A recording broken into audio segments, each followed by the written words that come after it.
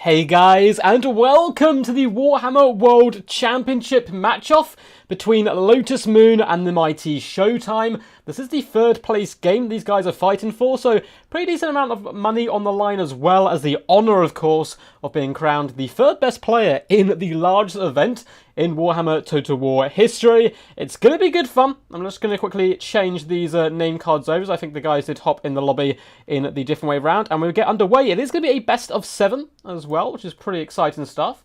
So let's quickly move Lotus Moon over to here, and move Showtime over to here. I know witchcraft that we are pulling off here in the Discord, on Discord on OBS. So let's hop in now. I think the guys have done their picks and bans. So Showtime did go greenskins, banning Vampire Counts and Vampirates. Particularly good bans in my humble opinion. I think they're both pretty good counters to the greenskin forces in general. And Lotus Moon did counter pick back with Skaven. So arguably the top 2 tier factions in the game going head to head up against each other right now. What's up, Wade? What's up, Kaiser? Andy? Mr. Phoenix as well, and Ellie? And of course, Hank, hope you guys are doing good today. And a massive shout out as well to Alistair Damos, who is going to be the referee today. Let's quickly just send him a little private message. Yep. Cool, so he's going to be working as a ref, which is really cool. He's taking his time out to hop in the last second and help cover for us. Also, massive shout out to Jay Phoenix for helping to organise this. And yeah, we're going to be getting underway in just a second, so good to go, lads. Best of luck, have fun. And we'll be loaded in. Quack, quack, how are you? How's everyone doing? I'm all good, thank you very much. I'm honestly very excited. These are like 2 guys at their peak of their game going against each other. It's going to be wild. Wild for sure. Both of them had fantastic tournaments. I was lucky enough to be in one of the groups with Showtime, and he absolutely slaughtered me with his greenskin forces. I gave him a good game in my dinos in the second round, but his greenskins, something of nightmares kind of brought to life to be thrust upon you, and it's rather scary stuff. Showtime, Viva España. Yeah, Showtime, one of the best Spanish players in the game. I think him and El Halcón are both very talented players from Spain. I'm sure there's a bucket ton of others as well. I'm just unsure, of course, of everyone's nationality and so on. I'll do better if I saw some Dawe, says Kelliger Iron Fist. Well, hopefully we get to see some. Can the blue highlight around the box on the right be changed to red to match the balance bar? Oh, I don't think so, I'm afraid. I can look into that in the future, because that's actually a really cool idea, I must admit. Well, the players are in. Don't worry, there is a delay on what you guys are seeing and what these guys are indeed doing. So there's no... I mean, I trust both these guys anyway. Honestly, I've had them both on the channel before and so forth. But just in case there's any sneakiness, that could indeed happen. For Showtime, we have a Night Goblin Shaman coming in with Vindictive Glare, which looks pretty cool. We have Grom the Paunch, as well as a Giant Ritual Hag with Spirit Leech. We have a ton of Gobbos dotted through the main battle line, mixing with 8 Peak Loons, which is always nice to see. And then a load of Skirmish Gav, Forest Goblin Spider Rider Archers into the sunset. Basically, usual kind of stuff you would expect. And a couple of Stone Trolls in the mix. In fact, it looks like 3 Stone Trolls. So, the epitome of meta. But again, it is meta for a reason. It's very powerful and very good. And as for the mighty Lotus Moon, we have a very, very interesting build coming in here. This looks really weird. So we have a load of Gutter Runners with Poison, and mixing with Night Runners in a nice little Vanguard situation. We have Skaven Slave Splitters, and then we just have a blob of death. Storm Vermin with Swords and Shields. We have the Council Guard, more Storm Vermin, a ton of Rat Ogres, all piled on top of each other. Leadership-wise, we have a Plague Priest. We have Frot the Unclean, and I think that's just it. This is a horrific madness blob of Skaven forces now. They're not going to be allowed to stay in the trees for too long, due to the attacking role now prohibiting basically forest camping. But it's something going to be very exciting stuff. Look at these trolls just getting pumped up and ready to go in and have some fun action. Ready, good luck, have fun, awesome stuff. These guys are good to go. Lotus Moon is indeed an elf main. What's up for Poland? Daniel, how's it going? And the battle is underway. Going to be a very interesting showdown here. I think the Storm Vermin on paper are going to do pretty good up against most of this. Now, I think they are basic Storm Vermin, so sword and shield variety to help clear out the enemy. The Council Guard, of course, though, will be coming in with that anti-large. Likewise, Frot the Unclean should be relatively solid at dealing with the Stone Trolls, but there is no need for the Greenskins to go into this forest. They simply do not have to attack. They can fall back with their Forest Goblin Spider Riders for now, push up their main force, and get ready to envelop the Skaven once they do come out of their rather dark and mysterious woods. Good luck and have fun, dudes. Oh man, yeah, this is going to be a really fun game all round. It is a best of 7 as well, so we're going to see a minimum of 4 games, and these guys are very evenly matched. I was talking to Showtime for about an hour yesterday when we were trying to get this going before, and yeah, I was like, this has got the potential to be an absolute stormer. So the Greenskin forces, for the most part, are going to be falling back in the main battle line, allowing more time for the Forest Goblin Spider Rider archers to whip around those flanks and start applying some pressure to this Skaven force.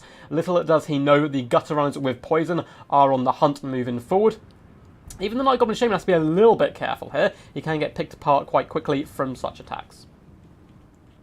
Looks like some of the Gutter Runners have been noticed by the Forest Goblin Spider Rider archers, who pepper in one volley before darting out. And we have a really cautious play so far by both players, neither one wanting to engage too much into the main battle line. But a Vindictive Glare is going to come down on Frot the Unclean. He is quick to micro him to attempted safety. Still does manage to dodge a few of those shots using the hill here to help protect him, but takes a little bit of poke damage as well. Now, of course, Frot the Unclean has that regeneration, going to be healing up, and it won't be too much of a pain for him. But again, the quicker you get him to that healing cap, the quicker you can kill him. Likewise with Grom, so any poke on both of these forces is certainly going to be worthwhile in the end game here. Go, go, Lotus! Crump them, vermin! Looks like we have some people on both sides cheering and rooting for each other. Forest Goblin Spider Rider archers continue to pepper down at Gutter Runners on the far flank, but at the moment, just a nice little cautious bit of skirmishing. No one's really taking too much damage either way. The Vindictive Glare was rather nice to pop some damage onto Frot, but it's basically all healed up now, and the Rat Ogres are preparing to meet the charge of the Stone Trolls, and they're really going to need the support of these skirmishers, who are currently busy 3 units on 1 of the Gutter Runners. Might even want to charge in there onto combat, in my little opinion. Stone Trolls are charging now, going to be getting the charge on the Rat Ogres, which is very key. Rat Ogres are particularly squishy. Storm Vermin with sword and shields are going to butcher goblins here in the main fight. Frot the Unclean has got Creature Killer popped, as well as a lovely summon of Clan Rats coming in. And it looks like we have some summoned Rat Ogres as well. But 8-pick loons are happily swinging through the mists of the enemy. Oh my god, look at that HP damage go down. Council Guard, Rat Ogres, as well as Storm Vermin getting huge damage dealt to them. Grom doing some beautiful cycle charging as well into the front line. Now, a big problem with Stone Trolls is their leadership. 1 unit has been forced off here by the Rat Ogres before the assistance of Goblins could prevail. Forest Goblin Spider Rider archers are now starting to swarm the back line and can start to try and affect the main fight. But the Stone Trolls really suffering here in the main engagement. All of the units are running for their lives. Grom the Paunch as well having to fall back. But of course, there are a load of summons on the field for the forces of the Skaven. Once those dissipate, the balance power be a little bit more even. Forest Goblin Spider Rider archers with the war popped are now chasing down the Gutter Runners. Looks like for the most part they've been able to catch them. Should be able to deal with them relatively effectively on the charge, particularly with the support from some Gobbos. In that main fight, though, it looks like the Skaven do scream supreme, butchering some of these poor Stone Trolls who have held the line. A lovely Rival Hide Talisman was popped, coming down, neuting the effectiveness of all these troops, and only the 8-peak loons still remain. Another Vindictive Glare going to be coming in on Frot the Unclean. Doing some really nice damage to the back of him there. I'd like to see some Spirit Leeches as well, comboing those two up to really start dragging down Frot where possible. And now it's going to be a bit of a skirmish game once more. Forest Goblin Spider Rider archers continue to pepper in on Rat Ogres, try to drag them down and drag down the Storm Vermin in a war of attrition. Pit Fighters have gone into a rampage. In the distance, you can see a load of the Forest Goblin Spider Rider archers are now running over the Gutter Runners, doing a decent job here. Now, these guys probably want to turn off, fire at will, save that ammunition, run down the skirmishers, and unleash all of his arrows into these Rat Ogres if he has the opportunity to. Looks like Stone Trolls just vibing on the side here. Grom the Paunch as well, quite happy, just chilling at the back. ODM Scream Sudoku? Oh, yes. Oh, yes. Love to see the ODM guys in here. Really cool clan all around, actually. We had one of our first ever clan wars up against them here on the channel. But anyway, back to the game. Forest Goblin and Spider Rider archers continue to shoot in. Looks like they are aiming at that poor lone Storm Vermin, though. But they have now switched their shots to Frot, down to 3.4k health. Greenskins starting to adopt a more cautious and skirmish game once more, which is certainly the way to do this. Heal up those Stone Trolls, still very decent models on all of those units. Heal them up, regroup all the Gobos, continue to pep down Vindictive Glares and Spirit Leeches onto the enemy leadership. And it looks like most of the skirmish core for the Skaven force at the moment have been completely shattered, just one unit remaining. All these archers can now flock back, start peppering down the Rat Ogres, because those guys, of course, do not have the normal healing someone like Frot does indeed possess. Looks like they're going to be pushing forward though, once again still taking pepper and shots. Trolls are trying to escape, but Frot bounding across the field in a rapid pace, hopping on top of the Stone Trolls, and he'll easily be able to dumpster them rather quickly, although he would like to see some support over here. Stone Trolls are still pretty meaty fellows all round and can do some decent damage back, very much so with the fire support of the Forest Goblin Spider Rider archers. Now the Rat Ogres were hit by a Spirit Leech, trying to drag them down. They of course do have a decent amount of speed on them. One thing certainly going against the Greenskin forces though, look how many of these elite Skaven warriors are left alive, quite a few. Big Vindictive Glare goes down on Frot the Unclean. Once again, doing some pretty solid damage, down to 1.7 health at the moment. Archers continue to shoot in once more. It looks like all the other Greenskin forces have rallied and are desperately coming back into the main fight. The one thing that's going to be a big problem for them is ammunition. They're running a little bit low now. These 3 units have decent amounts, but the other ones are basically spent at the moment, and the Greenskins do not have the pace to escape Frot and the Rat Ogres. The Stone Trolls being isolated, whereas they would rather be fighting together. Of course, they do want to stay away from the Council Guard and Storm Vermin. Looks like another Spirit Leech has indeed gone down on Frot the Unclean at the moment, down to just 1.6k health. Rat Ogres continuously being peppered down now by the Forest Goblin Spider Rider archers. A few Gobos have emerged as well in the distance. Some Skaven Slave Spears are watching on with keen eyes to see which way the battle does fold before they once again decide to rejoin or flee. Frot the Unclean, again, very low health-wise at this moment. Grom is pretty much full health. Balance power is in favour of the Greenskin forces. A beautiful Blessed with Filth and Creature Killer going down here on the nice blob of Skaven forces. Stone Trolls hammering in from both flanks, as well as Grom the Paunch, and I really like this play coming in here by Showtime. The war has been popped. It is going to be a blood frenzy of death and carnage, and now he has the support at last of his Forest Goblin Spider Rider archers, who can shoot in and start to break up these Rat Ogres as quickly as possible. Frot very nearly going down. Giant Ritual Hag has engaged in hand-to-hand combat. A Spirit Leech does go down, as well as a remolded. Frot the Unclean seems to stabilise just about, and mainly Goblins and Trolls do be fleeing despite the war having been popped. Forest Goblin Spider Riders continue to put pressure in. Archers as well unleashing shots. Looks like the pitfires are out of control, but the Greenskin push does start to falter. All the Stone Trolls are once again running for their lives. Grom, though, is very healthy, and once again he can fall back, continue attacking with those archers, and then simply heal up his trolls, regroup his forces, and go for another big slap. But I think he would really like to assassinate Frot right now. It's a really good opportunity to get him off the field, and if Frot goes down, this is over for sure.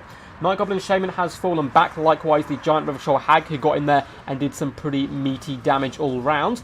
Forest Goblin Spider Rider archers have some pretty okay damage values still. Oh, sorry, I've got a message from Aristamos, yeah, wondering why the Stone Trolls didn't shatter. I think some of them have indeed shattered and broke off. Maybe they've only broken a couple of times. A lovely Vindictive Glare comes in onto Frot the Unclean, down to just 500 health, and if he breaks, the safety of his little clump of troops simply cannot save him from the much swifter Greenskin forces. Looks like Frot really struggling though, just about stabilising at the moment, duking back and forth as expected. Really nice micro from Lotus Moon, keeping that guy alive and in action. This has been an absolute scrap so far. Both players desperately clinging on to their units in a desperate attempt to seal victory. Yes, yes, War Eltharian Shades, indeed, War. It looks like the Greenskin forces are in the ascendancy, but Frot is recovering slowly. Giant Ritual Hag may be isolated here by the Pit Fighters, as well as the Rat Ogres and the Assassin, and of course, the Giant Ritual Hag will not be able to survive that. Looks like some of the Stone Trolls have come back into the fray, though, as well as the 8-Peak Loons and Night Goblin Shaman. Little Goblins floating on the wings, once again waiting for that final big push in. Frot the Unclean is very slowly going down, however, the Forest Goblin Spider Rider archers, very low on ammunition, but Frot does indeed break just as I curse it there. These guys now need to hop on him and finish him off for good, and now the peppering must begin on the Council Guard. Probably the best target all round. Little Goblin, unfortunately, has been caught by the Assassin. Likewise, the Trolls are here to help. Some of the 8-peak Loons are still fighting, and in comes another desperate strike. Giant Ritual Hag and the Forest Goblin Spider-Eyed Archers surrounding these Rat Ogres, trying to force them off, but a nice summon of Clan Rats trying to turn the tide in this engagement. Likewise, though, Showtime always quick on the draw. Grom the Paunch coming in to dismember some of those Rat Ogres, and you can see they are indeed fleeing. Looks like Frot's still alive for now, which is a big problem for the Greenskins. You only get the massive negative to leadership when he dies or breaks off the battlefield for good. And because of this, a lot of the Stormwomen did decide to stand and fight a little while longer, although Goblins now can chase them off the field. And it looks like it's mainly the summons and characters left going for the Skaven forces and Lotus Moon. Skaven Slave Spear is about to go down in the distance. Some Gutter Runs with Poison are returning, but I think it's going to be a little bit too little too late for them to have an impact on the battle. Pitfires of Hell's Deep have rallied once more. They charge into the deep, but Grom the Paunch shall match their ferocity with his own. Coming in with his big old axe, straight away getting a kill with each slice of the mighty weapon. And unfortunately do rout and run for their lives. Skaven still desperately holding on here in the centre. I believe I've said desperately so many times because it's been one of those fights. Clan Rats break, Plague Priest and Assassin go strong, however. 33 Council Guard is certainly no joke. With the combined might of Grom the Paunch and a Giant Ritual Hag, I think that Skaven leadership may soon meet its end. Gutter Runners with Poison, launching some shots into the Forest Goblin Spider-Rider Archers, trying to force off those, or trying to save the Pitfires of Hell's Deep. And has Frot been completely gone? It looks like he's just been broken off the battle, and with that, Lotus Moon is going to decide to bow down. My god, GG's. I feel exhausted just watching that. Their micro by both players was pretty awesome, and I love Lotus Moon's build here.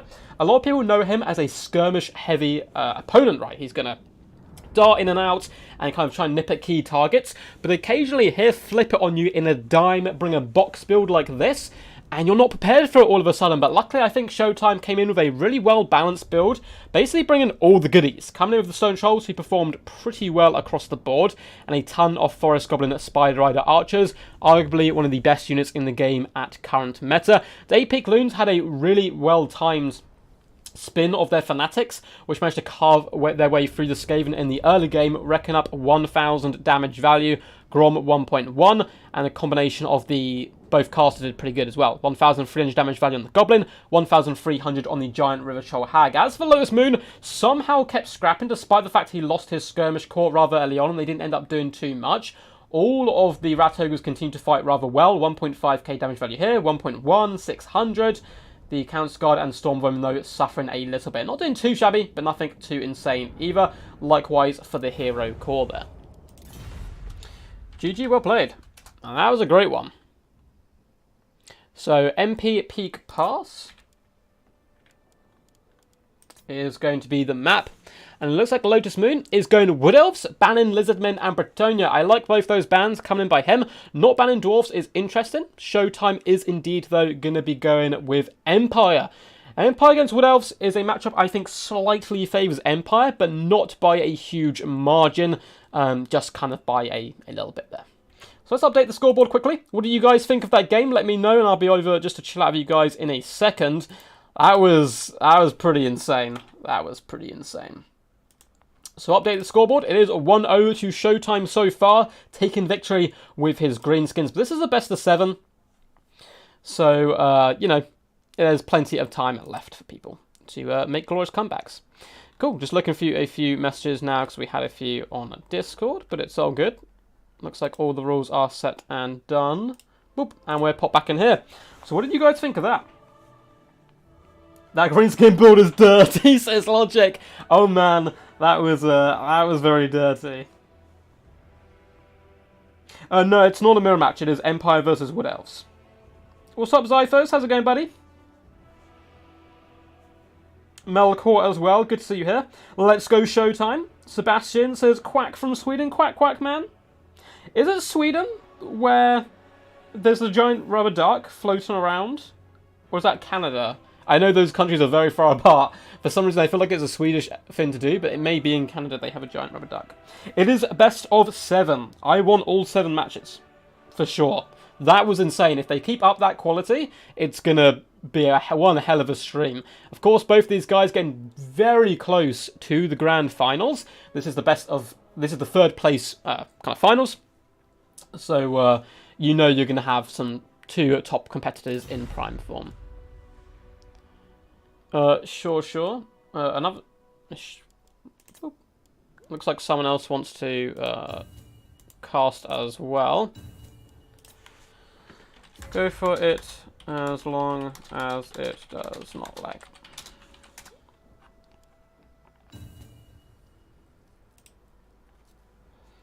Just waiting on one more person to hop in the lobby.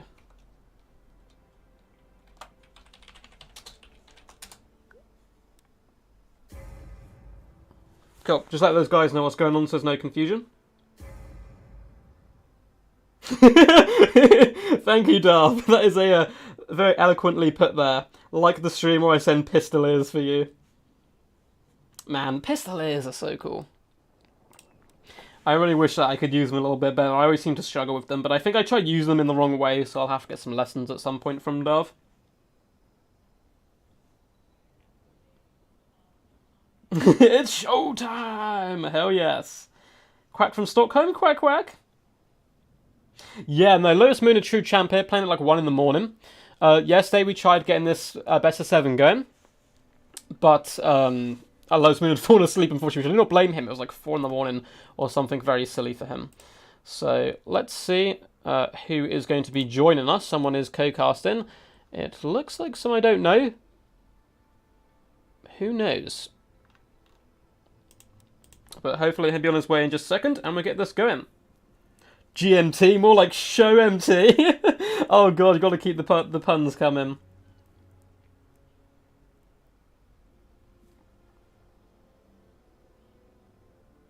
Yeah, Ellie, it was a tough one, but I kind of agree. The Gut Runners and Night Runners just didn't perform at all in the end. They didn't synergize super badly with the build, because they're not like too expensive, so if you lose them it's not the end of the world, but they can fall back into the blob, but because they got pushed around the flanks trying to force off the Forest Goblin Spider Riders, which they did for a long time, and then enabled the Trolls to kind of come in and punish the main battle line, but unfortunately. And those Trolls just kept coming back. It's a Chinese caster. Awesome. Well, if it lags, we, never mind, they're not coming. Oh, okay, no worries. They will cast replays instead. Okay. Awesome. I mean, that means, guaranteed no lag. And all that good stuff. But I'll make sure to message them anyway and say that, if they ever want to hop in and do a co-cast at some point, they sure can. It's just normally best to do these things beforehand so we can figure out if there's any lag and so forth. Go, Mr. Showtime. Looks like a lot of Showtime fans in here. I know he's representing ODM hard. Glenn as well had arguably the best games I've ever cast on the channel. He's a Saphir, for those who don't know. And we did a cast a few rounds ago between him and Falcon, and my god, those games were phenomenal. It looks like we're on task right now to come up with equally amazing games. It is 1-0, of course, but best of 7 means at least 4 games must be won by any competitor. I'm praying for a 4-3. I did indeed, Contende, I did indeed. There's a lot of confusion. I'm not going to lie, I was very confused about what I was casting and what I wasn't casting. But in the end, we are casting the 3rd place game, which is, going to be awesome. Beautiful Empire builds come in, but unfortunately, if Darth still is in chat, there are no Pistoliers here for you. We have triple Knights of the Blazing Sun instead, which again, in this matchup, I can see being amazing. They do fire damage, of course, so they're going to be good at running over all the trees if it does come down to that style of box build. Likewise, they can also go toe-to-toe with Wild Riders and Great Stag Knights rather effectively. Leading the forces, we have Marcus Wolfhart coming in with his Hunter's Snare, and the main battle line shall be made up of Spearmen, Sigma Sons, and Swordsmen. So cheap, cheerful, happy to be here, and ready to die in the name of the glorious Sigma. We have a Bucket and a Huntsman. This is, again, very meta. So 1, 2, 3, 4, 5 Huntsmen plus the silver bullets. It is disgusting time coming in from Showtime. These guys will rip and tear apart pretty much everything in the Wood Elf build.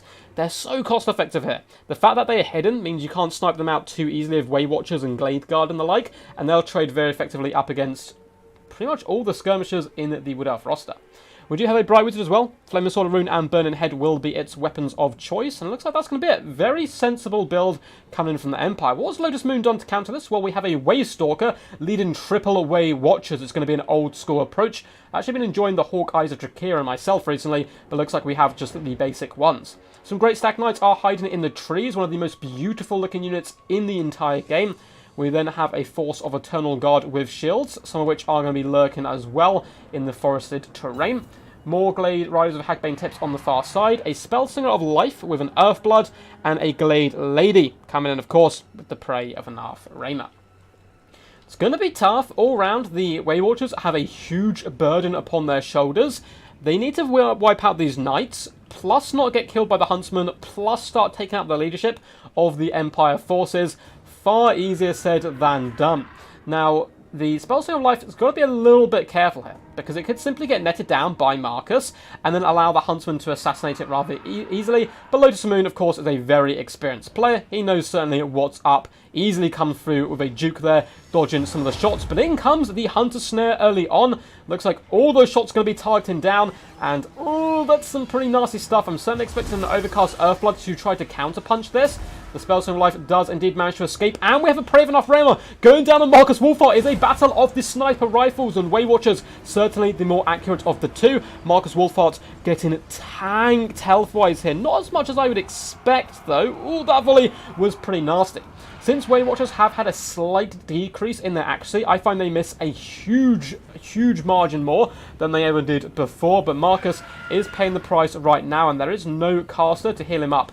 2 Arrows of Kurnos going to him as well, doing some nice work.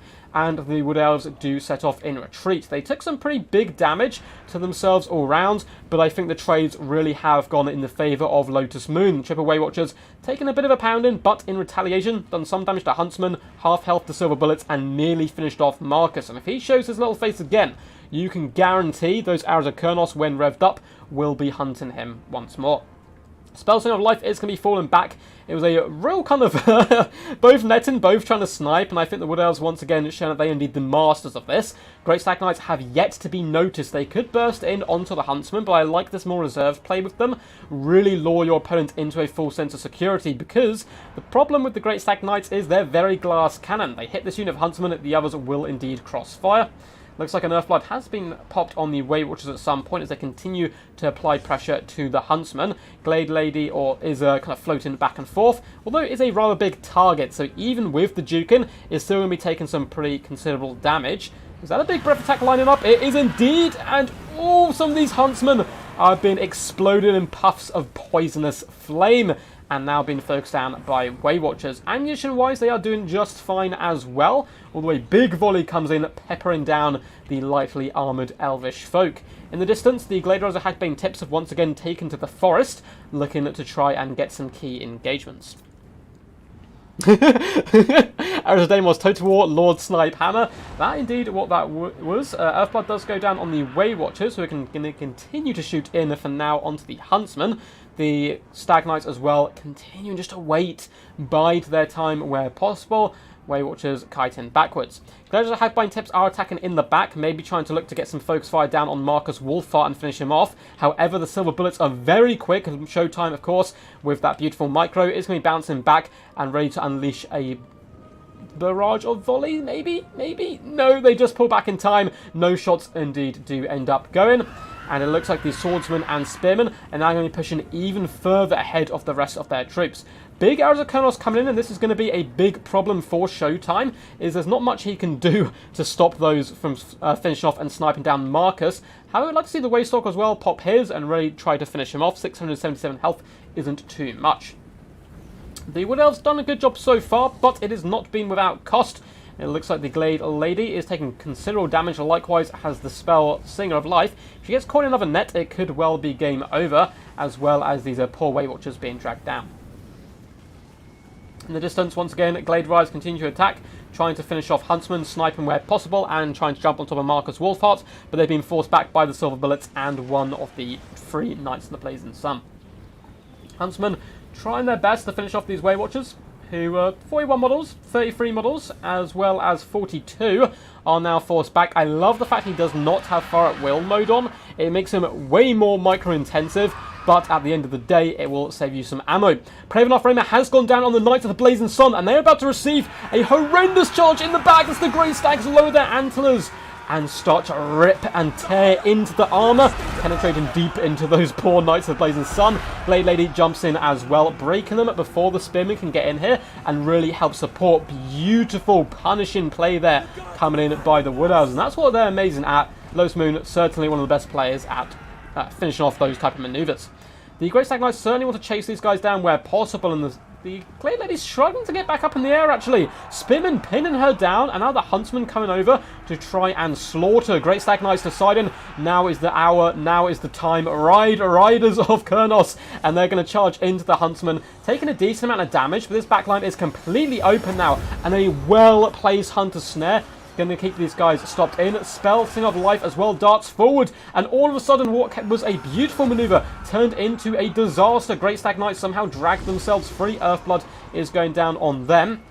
Flame and Sword of Rune though has been popped on the Huntsman, and the Spell Song of Life has been defeated. In the main fight, Eternal Guard are slowly pushing back Spearmen, but Knights of the Blazing Sun caught some Way Watchers there, and a really well-played attack by Lotus Moon has been completely flipped on its head. Empire now certainly in the ascendancy. Marcus Wolfar nearly going down. Here have the Waystalk in the distance has been caught. Huntsman raining hellfire down upon the Glade Lady. Sigma Sun's going to be quite happy to carve their way through Eternal Guard. Only 2 units of Way Watchers are now left alive, but they're certainly making good of their lives, dealing huge damage to the Knights of the Blazing Sun, who are going to start pushing into the back line alongside some Spearmen. Knights of the Blazing Sun attacking from 2 angles, coming in with the sandwich maneuver. A well-placed Pravenarth Raymer is going to shut down 1 unit of Knights of the Blazing Sun, but the other has managed to escape from the fury of the Glade Lady, and is now really kind of making these Way Watchers pay the price. Huntsmen have enough ammo as well to kill a dragon, so this certainly is not over just yet either way, but it's looking very good for the Empire forces.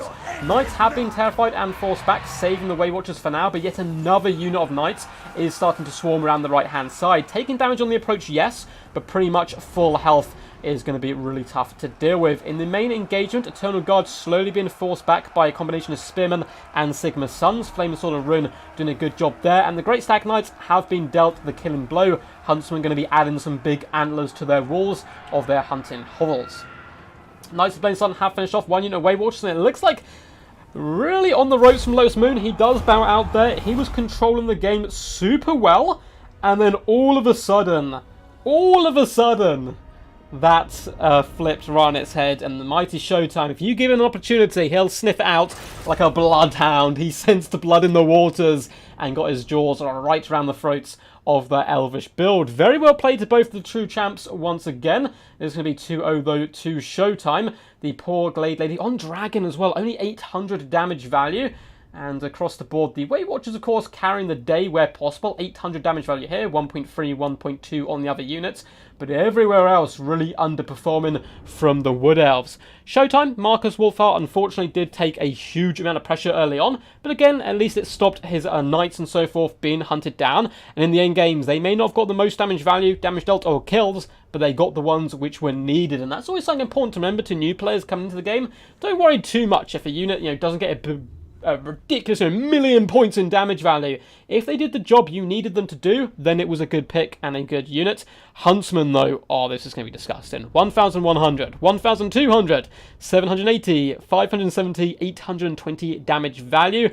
Really nice work across the board from those bad boys. GG. That was pretty amazing stuff once more. Oh yeah, that rear charge follow-up of the net was pretty epic. What's up, Jay Phoenix? Poor Lotus, he's a bit too keen on his dragons. Oh man, but come on, you gotta love a dragon. You gotta love it. Quackenticity, how are you, buddy? I am planning on doing a live stream relatively soon, or this week, with your ladder system. Which for anyone new here who is looking to compete and get better at the game, quick battles can be a little bit of a rough time. Because it's the Wild West, right? There's no rules in place, really. There's a few restrictions. But for the most part, if your opponent wants to camp in a corner, hide in a forest, they simply can't. So if you'd like to get a little bit more used to how to play in tournaments, and you're maybe not confident enough to actually hop into them, or you work weekends, like for me, example, and can't play in tournaments very often, then Intestity's created a really cool ladder system, which will pair you up with an opponent. You can either do best of ones, I believe, or best of threes. It will give you competitive maps, and it will set rules and all that good stuff for you. Now, to join this awesome ladder system, down below in the description, there's a link to my Discord. We do have the ladder system implemented on there, and it should also give you a link to his Discord, so you can get involved a little bit more, so I definitely recommend that. Oh. Boop. Perfect stuff. Oh, Complex, I'm sorry, buddy. Complex, can you please leave the lobby? Sorry, Complex, but Complex is actually someone in chat, but this is quite an important game. I'm afraid these guys are playing for a decent amount of money. I'm late to the party. No worries, Cat Morgan. It's been a good one so far. Thanks, bud.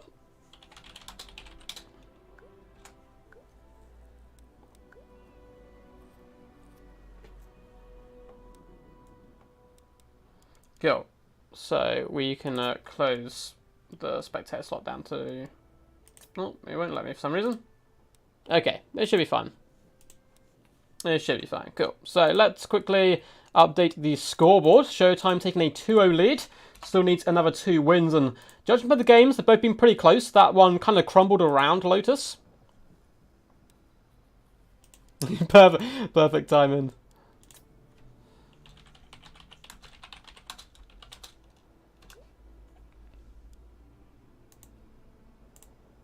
It won't let me close the spectator slot though. One of two. Maybe it counts me as a spectator?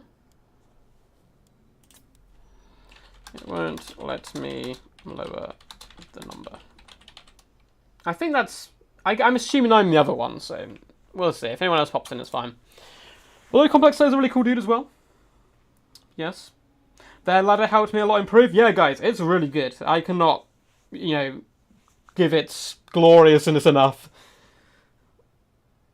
They were meant to play yesterday, Total War 1776, here on the channel actually, but unfortunately Lotus Moon overslept, which is quite understandable. It's like 4 in the morning there for him.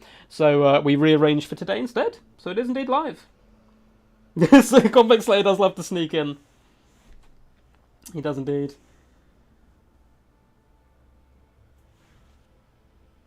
The ladder helped show me that I'm trash, but it's a much better experience than quick battles. I love quick battles in a way because you get absolute random nonsense, but it can be pretty good. So map is Summer Song, a map I'm a fan of, I believe, if it's the one I'm thinking of. Let's go down to that. Boop, boop, boop, boop. Boop. There we go. Yeah, small Wood Elf action. Showtime going Wood Elves, banning High Elves, and Bretonia. 2 good bans all around. I'm interested. None of these guys banning dwarfs. I suppose they've got a lot of practice with it, and it's not the worst matchup anymore since the changes. I think a good way to do it is just go mass range. Just go unbelievable amount of Glade Guarded Starfire shafts, and kite your opponent pretty much into another realm.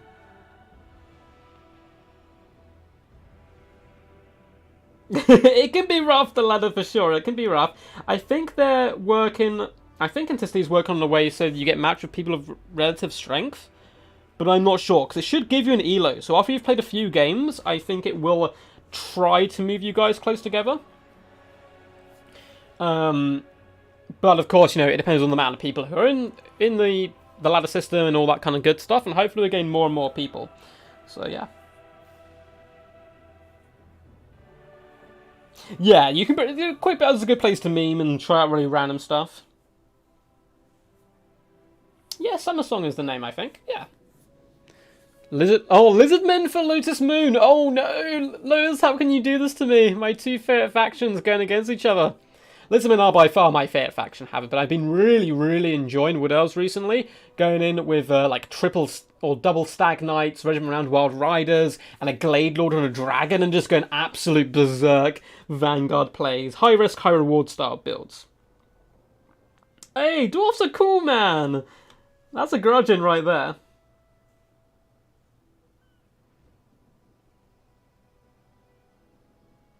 So often those ladders can turn into shoots, says Battered Skulls from it. But right now it's pretty good fun.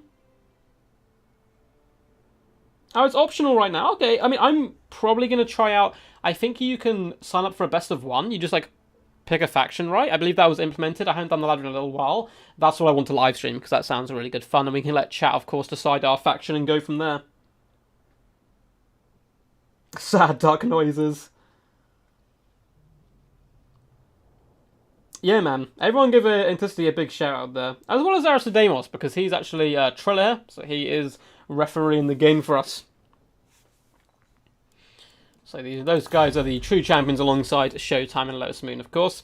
And there's 2-0. Pretty scary stuff. Lotus on the back foot. It's easy to get tilted in these type of matchups as well. So he certainly wants to punch back. And I think the best thing to do is just go back to your basics. Do a pretty standard meta build that you're comfortable with, or a build you used a ton before, and just make yourself feel comfortable again when playing. And even if you lose, it kind of eases you back into it a little bit. Now, this matchup is one I've been publicly said to say I dislike from both perspectives, because it's basically a load of Glade Guarded Starfire Shafts versus double Bastillodon solar engines for the most part. However, Lotus Moon is a really interesting tournament player, so looks like Showtime's ready. Oh, never mind, cool. Go on. Lotus Moon got to obviously the top right now. This is the third place game, obviously. So he's one of the top 4 players in the tournament.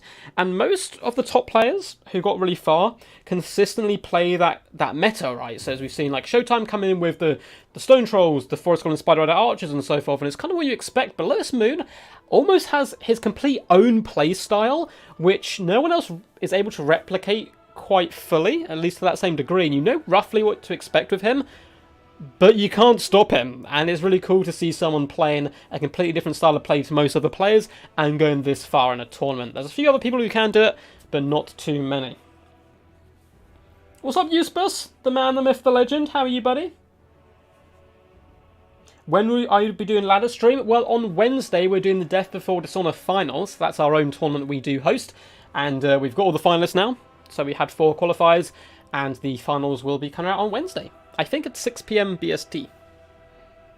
Which was going to be pretty good fun. So it most likely be Thursday or Friday. Yes, the Bloated Corpse Challenge has finished, but we'll be moving it on. Yeah, we're going to make a new poll. I've just been a little bit busy, so hopefully that should be up later today.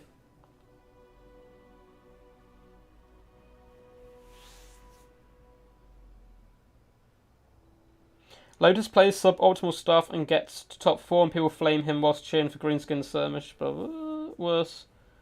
No, I think Lotus has a really cool playstyle. Yeah. I don't know. Everyone I speak to seems to quite like Lotus Moon. He's a really lovely dude. One of my first ever battles on Quick Battles was against Lotus Moon. And I picked Dwarves into his High Elves. And I was like, speaking to him, I was like, oh, hey man. Like, how's it going? Hope you're all good. Obviously, I'd seen him in tournament stuff before, and I was a complete noob. So he gave me some pointers, and he was like, don't worry, man, I'm not going to go, like, he's going to experiment, bring some fun builds, and we had a good time. Yeah, man, I'm really good, man. I'm really good. I'm enjoying this a ton. Yesterday was very stressful, because I, like, finished work and stuff. But, yeah, man, I'm super chill, super happy to see this stuff. Yeah, he doesn't play suboptimal in the terms of, like... He plays units other people can't use as well as him. I think it's a better way of doing it. Maybe just, like, doesn't go full meta. Yeah, and kind of combines them together to make this nice mixture, J Phoenix. I think it's a good way as well to keep you fresh, keep you playing in tournaments as well as mixing some fun stuff. 100%. Let's have a little sip of our drink while these guys load in. Oh, you hero. You absolute hero. Is this a Glade Lord? Oh, no, it's a Glade. I thought he'd gone for the Great Stag Knights. Okay, so for the Wood Elf Force, it's not quite what I expected. Still very cool from Showtime coming in, however. We have a load of Wild Riders, 4 units to be precise, and a ton of Glade Guarded Starfire Shafts and Hagbane Tips in the mix. I really like this pick all round. Good at dealing with large dinosaurs. Very, very cav heavy. We have a nice shield wall as well of Eternal Guard coming in by Showtime. Dotting all the way along. We have the Glade Lady on her stag mount. And this mount is absolutely beautiful. See, I've done a really good job with this model. Looks like he's happily grazing now, soon to be coated in blood of the dead and dying lizard men, no doubt. Warhammer and Arrows of Kurnos is going to be the weapons of choice. We have Branch Wraith as well with a pendulum, very good at getting rid of Saurus Warriors, and an Earth Blood. As for, oh my god, yes, for Lotus Moon, we have Saurus Warriors with spears as well, skin colts with javelins dotted all the way along. Really nice, wide formation, which is a very powerful way of doing this matchup. We then have Cold One Riders, 2 units in the back. We have an Ancient Salamander coming in. We will name him Aristodemus. Let's pat him on the head. Give him a nice little wag of the tail. We've got some Feral Bastillons. Looks like 2 of those bad boys. A Skink Priest with a Humble Manticore Summon, and Lord Mazdamundi Net and Apotheosis, Shield, Banishment, and Ruination. This is a awesome build coming in by both players. Man, these Wild Riders are going to cause so many problems for this Lizardmen build, however. I feel like the Cold Riders are simply going to get overwhelmed, but they will have the support of Saurus Warriors and the Spears and so forth, so it really will come down to who gets the better engagements throughout. Glade Guard with Hagbane Tips and Starfire Shafts really need to finish off those Feral Bastillons, because that's a lot of armor. Looks like the Ancient Sally has burst some damage into the Eternal Guard. Now, the Ancient Salamander used to be very, very powerful. Unfortunately, is no longer quite the beast it once was. Looks like it's going to be vomiting up another Fireball, going after those Glade Guard. And, oh, that is some beautiful burst damage. Ancient Salamander, once again, is going to trickle away, laughing at those Glade Guard and their puny attempts. However, the Glade Lady is on hot approach, and she's going to be a good counter to this beast. She's very accurate. Her arrows actually track a little bit. Looks like some of the Skinks have got a little bit Leroy Jenkins approach style of play, we should say, as they push really far forward, absorbing a ton of damage. But the Manticore Summon is going to come down, and we have to start to apply some pressure to that Glade Lady if she gets too close, particularly with Lord Mazdamundi nearby, if he comes with a net. Right-hand flank looking to wheel around into the back lines. 2 units of Wild Riders are bounding out to that side in an attempt to stem the tide. The Manticore is going straight after that Glade Lady. She's very quick though, and perhaps he's done this so she's forced to use her Prevanov Raymer on the Feral Manticore, which wouldn't be a bad play whatsoever. Ancient Salamander once again coming in, doing some good burst damage with the Eternal Guard. Looks like the Glade Guard of Starfire Shafts actually miss for the most part on the Salamander. Little Skink boys are struggling. Have a good juking by the Glade Lady has kept her alive and active. On the far side, Cold One Riders trying to isolate some Wild Riders with the support of Saurus Spears, but the Wood Elves not having any of that. Showtime saying, no sirree, not today. Looks like Cold One Riders taking a bit of punishment. A big pendulum goes down the line on those Saurus Warriors, doing some nice damage, but the Feral Bastillon pushes into the back line, looking to hammer home the Glade Guard. Cold One Riders falling back for now. Wild Riders are here to help support though, and a fat banishment is going to clip the Glade Guard, but really well placed micro once again by Showtime is going to have to avoid that for the most part. Feral Manticore is going down. Second one though is on approach. Ancient Salamander up to 53 kills, doing a really good job. Glade Lady simply cannot rest still, and she is actually caught. Luckily for her, this Manticore is nearly gone, but not before it takes a big old chunk out of her, doing some lovely damage. Second Manticore is now going to start piling in. However, Wild Riders are into the clicky jar, going to be forcing back that Ancient Salamander and devouring him, although Skinks are head support, throwing some javelins in, going to be doing some nice work as well.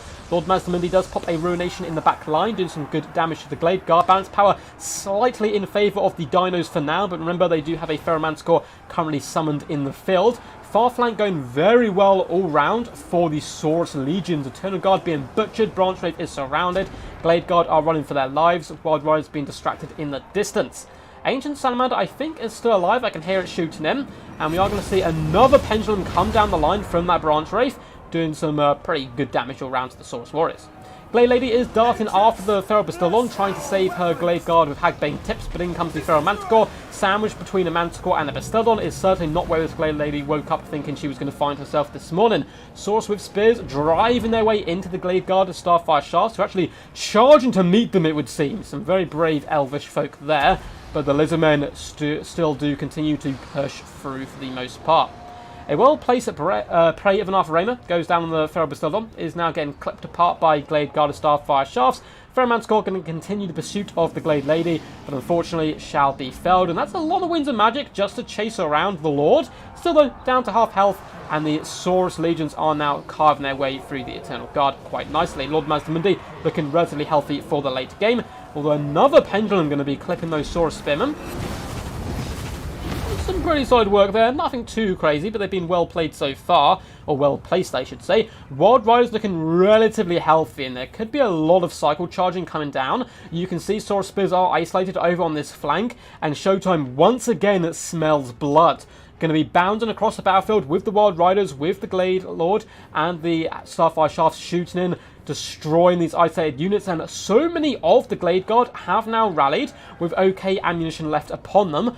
One nice thing that Lotus Moon still has going for him, though, although a lot of his forces can be skirmish quite effectively and now relatively slow, is that Ancient Salamander. Up to 65 kills, okay ammunition left as well.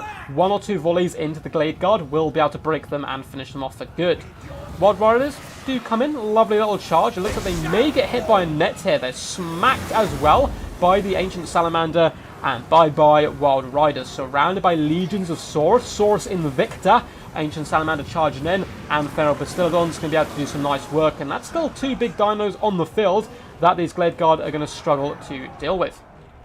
On the far side, it looks like Wild Riders are cleaning up the Saurus Warriors. Showtime is scrapping like his life depends on it, forcing off all these units, trying to get value where he can. Looks like an Arizona did hit Lord Mazdamundi, but he's a pretty thick boy all round. Wild Riders are fleeing. Looks like they should be able to escape, though, and they do have the potential to rally in the late game. Glade Guard have once again reformed ranks, pouring fire in, doing some good work. Ancient Salamander duking back and forth. Lotus Moon's Micro is up there with the best in the game, especially when it comes to using these nifty little units. Duking back and forth before vomiting fire into the universe once more, although it looks like a half hit, not doing too much there. Poor Feral Bastiladon has gone out of control and is charging headlong into Bowfire and Eternal Guard. Glade Guard are shooting this way as well into something. Looks like some shattered units, so wasting a little bit of ammo there. Glade Lady is going to continue to fall back, and a well-placed Earthblood coming down on the Wild Riders, healing up some of the key targets there. Glade Guard are going to be slowly shooting from different angles, which is quite nice, making it hard for this Lizardman build to really know where to go. Ancient Salamander does fall. R.I.P. Susan. A beautiful, well-played game by her, though. I'm excited to see her damage value at the end of this. Feral Bastiladon and Lord Mazdamundi have managed to trap the Glade Lady between them, doing massive burst damage. A well-placed net has gone down here by the Glade Lady, but Shield of the Old Ones is going to protect Mazdamundi from most of the damage. And the Glade Lady dies, just surrounded by Saurus. That Bastiladon came in with a vengeance, and with that, it is going to be an even bigger uphill battle. Showtime kind of thrown away his Lord there. I think he definitely could have kind of hid a bit more on the flanks and just bought his time using up his ammunition. Still saying not game over yet. Wild Riders are charging in from all angles now that that shield has gone down, pinning the Saurus in place, trying to keep them as isolated as possible, allowing the Glade Guard of Starfire Shaft to continue to pour in fire and Pendulums to reign supreme. However, Wild Riders are terrified away by the gigantic dinosaurs, 2 of them falling back. Feral Bastiladon on the far side, unfortunately, did rampage, as we said before. Wild Riders now surrounding it and slowly piercing that thick hide. 140 armor is certainly no joke, though. The Wild Riders actually decide to flee instead. Looks like losing their Lord has kind of taken the fight out of their stomach a little bit. Eternal Guard rallying in the distance. We do have the Wild Riders and potential for healing as well. This game certainly is not over, but is looking a little bit bleak. Glade Guard being chased off. It looks like Cold-Blooded was eventually popped on that Feral Bastiladon, a sign that he needs to keep him in the game. Saurus Spearmen as well as Cold One Riders have been isolated on the sides. Looks like the lads were just saying good luck, have fun. And how much ammo do we have? So these Glade Guard Headbane Tips are out of ammo. A few Wild Riders here. This unit has some ammo. The other one, oh, only 3 shots left. There is not that many Saurus Warriors, and another unit has gone out of control and rampaged. Both these dinosaurs are going to have to put this game on their back alongside Lord Mazdamundi, who can actually hit deceptively hard with his 360 weapon strength if he's able to hit, and that is a big problem. But it's still about to hit some Glade Guard. They don't have the greatest melee stats themselves. Wild Riders lurking on the sides here, waiting for the opportune moment to strike, as the remainder of that ammo is unleashed. It looks like they're going after Lord Mazdamundi. One Feral Bastiladon has gone amok as well, out of control, charging to enemy, and he's not going to be getting helped out here by Shield of the Old Ones. Apotheosis deciding to go down on Mazda instead of the Bastiladons, which is an interesting choice here. Saurus Warriors doing a good job as well, dragging their way through some of these Wild Riders. They're all so low on leadership, but likewise the Lizardmen keep finding themselves isolated, and both the dinosaurs have been separated from each other. One has now broken and the other teetering on the brink. And it looks like the Wood Elves, all of a sudden, back in as firm favourites in this game. Both the Bastiladons have broken and are running for their lives as the game slips out of the hands of Lotus Moon. However, Skink Priest and Mazdamundi fighting back to back, doing a pretty decent job in here. Wild Riders are getting dragged down. Looks like we have 2 volleys left, but with this unit, Wild Riders are simply now going to hunt down the Feral Bastiladons, force those guys off and stop them from coming back into the fray. Mazdamundi's on the brink. He pops a lovely little net with a banishment. It looks like he was trying to save a banishment for a last engagement, which never unfortunately came. Wild Riders should probably be breaking here, but Arm Losses kicks in, and once again, Showtime scraps his way to victory. Yeah, Maz is not on his mount here. He had the Salamander counts as a large monster. What's up, Noel Blanco? Hope you're doing all good, man. Woo! I need a breather. That was another absolute Barney game. Showtime 3-0 up here. Wild Riders all over 1,000 damage value, some teetering up to 1,400. Huge kills from those bad boys across the board. Almost all of them over 100 up into the upper echelons as well. Glade Guard with Starfire Shafts did particularly well, 1.3k, 1,000 damage as well. The others did pretty solid. Branch Wraith, 853, 1,256 damage value on the Glade Lord. Now, Mazdamundi, 1.8k, not too shabby, and it looked like the Saurus Hordes were simply too much for the Wood Elf folk, but the Feral Bastiladon's struggling a little bit here. Ancient Salamander did manage to get 1,000 damage value, really nice play by him, but good cycle charging, good isolation, allowed Showtime to come through. GG once again, man. So Lotus Moon is going Tomb Kings, banning VC and Dwarfs. And what's the map? I'll give them a few seconds to decide the map. Let's actually update the score. So Showtime coming in with a vengeance. Hopefully we see some Dowie at some point here. But he's going 3-0 up. He's 1 victory away from win. Lotus Moon has to win 4 games in a row. Every game, though, has been really close. We are going to be on Crossroads. So I think Lotus Moon probably going to be looking, where possible here, to either kite if you Shopty, or to go for more of a defensive double bone giant you Shopty kind of box style approach on such a big open map. Oh, those Wild Riders were too strong, 100%.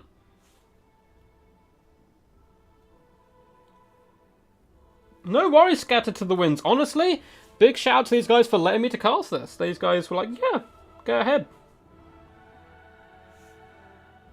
Yeah, I actually don't bring Chameleons in that matchup too often. Occasionally I do. Yeah, it would have been a rule break because the Ancient Salamander somehow counts. Wood Elves OP, Scream 0. Hope you're all well, man. And Kraken. Me and Kraken faced off in some pretty epic showdowns in one of our early group games. I think group stage 2 of this tournament. Yeah, I would like the Ancient Salamander to get a small buff as well. 100%. It's still okay, but it is really, really micro-intensive, and even then can punish you. Okay, let me think. No worries, buddy. Yeah, it was an interesting build, and it nearly worked. I think going very wide is certainly a pretty optimal way of playing it. Now, you can go the traditional load of Chameleon Skinks, load of Javelins, load of 2 Bastiladons, and some Cav to help protect from Wild Riders. But that approach may have struggled up against Showtime, actually, because he had so many Wild Riders, they overwhelmed the enemy. So I quite like the Mass Saurus Warriors, but the net can't be everywhere at once, and Showtime is very careful not to have all his Wild Riders bunched up in one go, when Overcast net could have punished them with ruinations, banishments, and the like. And because of that, he eventually managed to drag down the Mighty Moon. So looks like we have High Elves versus Tomb Kings. Good fun matchup. I think this one's pretty even.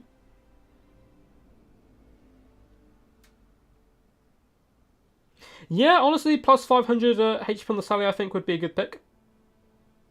The Sally was very strong when it came out. I loved it, but I'm a lizard man at heart, so I understand it was a little bit too powerful.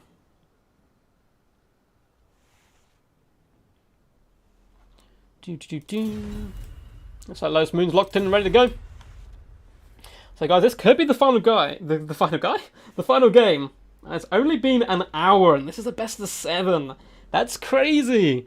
So hopefully, Lotus Moon will be able to strike this one back. Feed him your energy, guys. Let's see some moons in chat. Scream his name. Let him hear you. But it's really hard. When you get on the back foot like this in a tournament, it is so demoralizing. I've been in similar situations, and like I don't know what to pick. I have no confidence anymore. But if you're winning, if you're Showtime, I'm sure he's feeling absolutely great right now. He's got a couple of wins under his belt, very dominant position. He's going to feel like whatever he does touches gold, and he'll be very confident right now. What's up, the Dutch flavour? Hello, Commander Dokovic. How's it going, buddy? The Dutch flavour, you are Robane, right? I'm not getting you mixed up. There's someone else who also goes name by the Dutch something. Yes, the Sally is a little bit better at kiting because of the speed, for sure, and being obviously a smaller hitbox. Hank Moon. You should have gone Beastman. Yeah, guys, if you're enjoying, feel free to hit the thumbs up button as well. I don't like to say this too often because it's very cheesy and corny, but, you know, it really does actually help out and kind of push more people. So feel free to do that. Feel free to subscribe if you are new to the channel. We do this kind of glorious stuff every week, as well as videos every day. Can be some good fun. And down below in the description, there's a link to my Discord, where you can get involved in future events such as this. Keep up to date with the tournament scene, chill out with a load of cool people, see a load of pictures of ducks, and all that fun stuff, and get involved with Inticity's Ladderbot if you are looking to break into the tournament scene. You are well, Dutch Flavour, hope you don't mind. I hope you don't mind me saying this live on stream, but I am knighting you right now. If you still would have me, welcome to Clan DBD. You have entered the realm of the clan world. Of course, if you still want it. Which hopefully you do. Really awesome getting to know you and stuff, and all the guys are really happy with you. So welcome a new member to DBD. I am the Robane. You're an Avenger now. Giving Iron Man, Spider-Man vibes there, where he knights him mid-battle.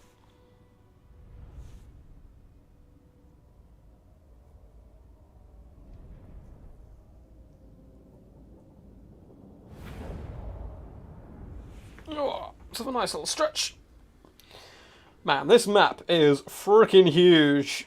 We are here in the Badlands. The Greenskin's going to be chanting on the sides. Here in our hearts, even when they aren't being played on the battlefield. Persian Prince! He recruited wrong because he was actually recruited, beforehand, but I had forgotten to announce. I was meant to do it last night, but obviously I was trying to sort out the stream and so forth. I was very tired after work, so it never ended up getting done, but we'll change his status on the Discord in a second.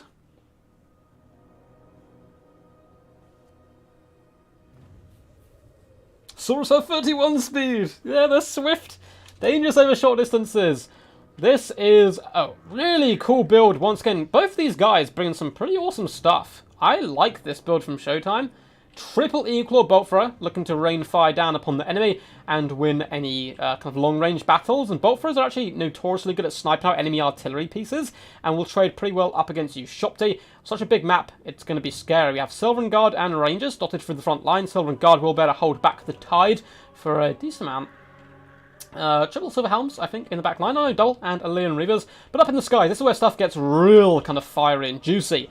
We have a Flamesfire Phoenix on the left-hand side, accompanied here by Teclis on his Arcane Phoenix. Used to be considered very, very OP when it first came out, but then people realised how disgustingly expensive it is. He has to engage in combat if he wants to get his value, in which point he must land, and therefore it gets a little bit scary. Still very powerful though. Here's the potion with him. Regrowth in Freedom of Foe and Net of Amantok will be his weapons of choice. Relatively simple build. You're going to see the Flamesfire Phoenix fly forward, poop on people, whilst Teclis nets them, and the Equal Bolt Throw do its work. Now for the Mighty Mooninator, coming in here and trying to scrap his way back in. He's going to have a little bit of problems, because he has the Casket of Souls, which is simply going to get killed by those Bolt Throws straight out the gate. We have Skeleton Spearmen dotted throughout with some Tomb Guard as well. Kept Guard in the centre pocket. We have the Eyes of the Desert, measuring around sneaky snakes, who, if they can catch the Flamesfire Phoenix and Teclis, will do some good work. Skeleton Horse Archers are going to be a nice little skirmish component. Ark the Black will be leading the army as well. What spells is he coming in with? Coming in with just Spirit Leech. Just Spirit Leech and all his very good items, however. So they're going to be popping forward, looking to do some damage, and the High Elves shall equally start to move towards their enemy. It's going to be tough, I think. I'm not a Master Tomb King player, so obviously my knowledge on them isn't going to be as good as some of the other factions, but I just feel like the castle is going to easily get sniped out. I love this little sneaky play, though. Eyes of the Desert just following behind Ark and the Black, saying, "Come here, Phoenix. Come here, Teclis. We're just some harmless little boy." And then these guys are going to charge in, and all of a sudden, he's not a boy, he's a sneaky snake. And the Eyes of the Desert shall float forward and finish him off. And it looks like that's just what they're doing, although there won't be any net play here. Spirit Leech goes down the Equal Bolt Throw, already destroying one of the models, which is quite nice. Archon is hit by a net of Amantok, but then the snakes are revealed, and it looks like the Flamesfire Phoenix and Teclis know better than to charge in. Snake's going to be charging in front of their lord, looking to put their bodies on the line and protect him.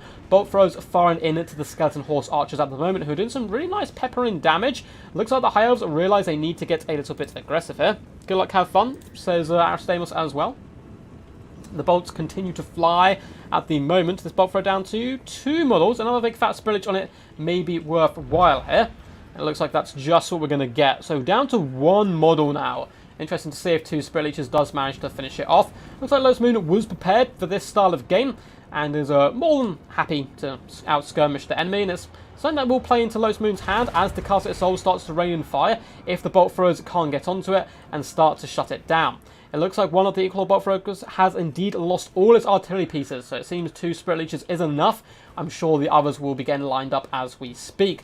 Flamesfire Phoenix taking decent damage, but at the same time is going to be helping support some of the front line, although Casket Souls once again raining down pain onto the Rangers.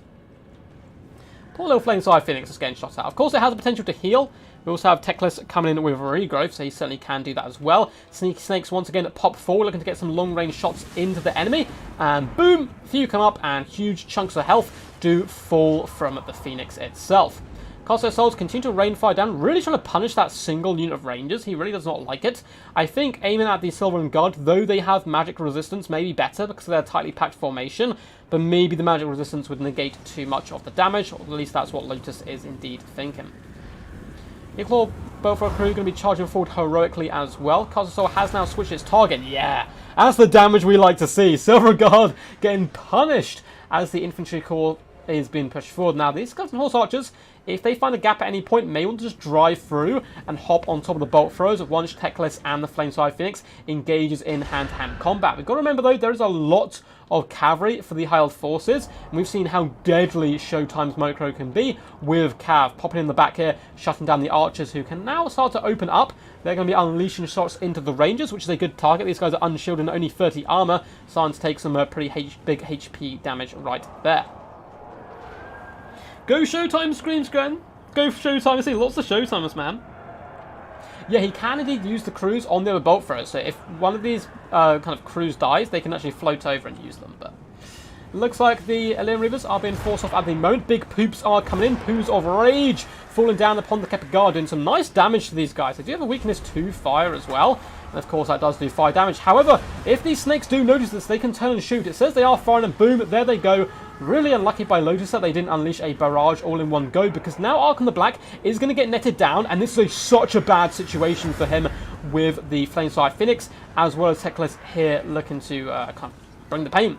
Skeleton Horse Archers going to be coming in. Looks like a regrowth will be going down on the Flames Fire. Sneaky Snakes are starting to float over as well. And in the distance, Skeleton Horse Archers have charged onto the Bolt Throwers. And it looks like a Spirit Leech does go down on the Illyrian Reavers, trying to break them to allow those Horse Archers to do their work. Skeleton Spearmen are pushing back the enemy, but the main fight could be won or lost right here. Archon seems to just about be able to wiggle free here. It looks like a Leader Mortis did indeed go down. Eyes of the Desert doing huge damage now to that Flamesfire Phoenix, despite the regrowth going on it, keeping it alive and happy. The backline is secured just about for now, but beautiful micro by the Silver Helms allows them to float through into the back lines. They were intercepted though by Lotus Moon, Skeleton Horseman Archers and Skeleton Spearmen. It looks like the High Elves really starting to struggle. Lotus Moon cackling under the gaze of the mighty moon itself. Casket of Souls continues to fire in. Silver Helms have been put in their place a little bit here, being pinned in by the Skeleton Spearmen. The Big Phoenix is struggling right now. Looks like Archon is going to be able to cackle and move away. Big bolt shots coming in, though, from the Equal Bolt Throwers. Both the Flamesfire Phoenix and Teclis designed to stand and fight this rather than try to wiggle their way free. Probably a good idea because they are a little bit stuck there. Kepler Guard starting to push it into the back lines, thinking, I suppose, that, you know, you may be able to shut down one unit of Horse Archers. You cannot shut down such an elite unit of Tomb Guard. They will be able to finish off both of these bolt throws, but not before they've done some really nice damage. Castle of Souls is shooting now into some retreating Silver Helms, trying to shatter them for good. Looks like they just about rally, actually, as the shots do pour in. Rangers are faltering to the Tomb Guard in the front line. Really good play as well to keep these Skeleton Archers alive, as well as the Castle of Souls. I thought he was going to struggle with the amount of bolt throws on the field, but looks like he's being prepared to deal with this. Regrowth once again goes down on the Flamesfire Phoenix. Going to be getting it near its healing cap, you would assume. Eyes in the Desert, still looking at very healthy, however, as Tomb Guard are sandwiching in the Sylvan Guard with the help of some Skeleton Warriors. In the distance, the Bolthra crew are charging forward into combat. Looks like the other ones have dropped their artillery pieces and are going to be running for their lives, allowing the second one to continue to fire. But now the Kepler Guard can simply float over here onto this one and guard both the bolt throws if necessary. Alien Reavers dueling in a bit of a damp lettuce contest between the Skeleton Horsemen Archers. Over back in the main engagement, a well-placed Liber Mortis does go down on all the Tomb King forces as another sniper attempt comes in, trying to finish off Archon the Black, who's going to stand and fight this with his snakes, but he takes a massive hit. Now, Lotus has been ahead multiple times so far in the series, in different games, and then lost it, so I really don't want that to happen again and have another victory slip through his fingers, but it looks like this time he has to use Shopti Summon in the back cards. And Teclis is taking so much punishment right now. Because of those regrowths early on being used up on the big bird, it does mean Teclis will have minimal healing potential. And it looks like Armor Losses does set in, and Lotus Moon strikes back with a vengeance. 7 rounds is what we want. 7 rounds! Beautiful play by both those guys. Very well played, Showtime and Lotus Moon as always. Both putting on a good display. Well played to Lotus as well. Bouncing back, he's off the ropes, and he is back swinging. Archon the Black, 1,265 damage value. If you ever want a showcase in how to deal with more artillery, like High Elves like to bring with the triple equal bolt thrower, look no further than this absolute masterclass. You Spirit Leech spam them down, you allow them no good targets by pushing forward with skirmishers, wasting their shots, and then eventually sealing the deal when you can break through and charge in. Kept Guard 610 damage value. The infantry, for the most part, didn't go crazy with the Tomb Kings, but it wasn't really necessary because the archers did, relatively solid work. Likewise, so did the Skeleton Horsemen Archers. Snakes, only 1 kill, but 1,149 damage value, and it was killing key targets and focusing firing down the Big Phoenix and Teclis. 1,397 damage on the Casket of Souls. Certainly one of my favourite units in the game. Bolt throws across the board, just abysmal damage value. 76, 57, 5 to 8, not too bad. Showtime still put up a good fight, however. Silver Helms did manage to dart in those back lines, and he nearly managed to snipe out Archon with the Phoenix, still getting 1,167 damage value. Only 776 on Teclis. He is very expensive as well. GG, well played. Let's have a little of our drink while these guys think about it. What's up, Alby? How's it going? Quack, quack. I like Tomb King wins. They feel deserved. What's up, Walt the Salt? How are you, buddy? Hope you're all good today. Glad you could catch the stream. Love your little duck icon.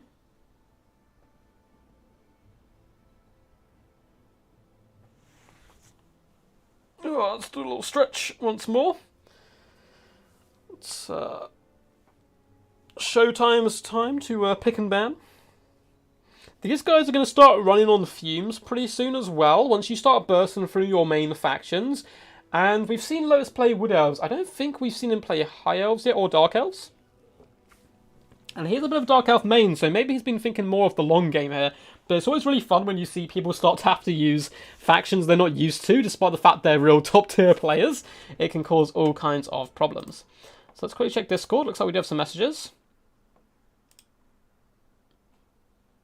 Oh, that is a beautiful replay. Sorry, I've been sent a replay by Grombrindo with a picture, and it looks like an absolute doozy. Ducks for the Dark God.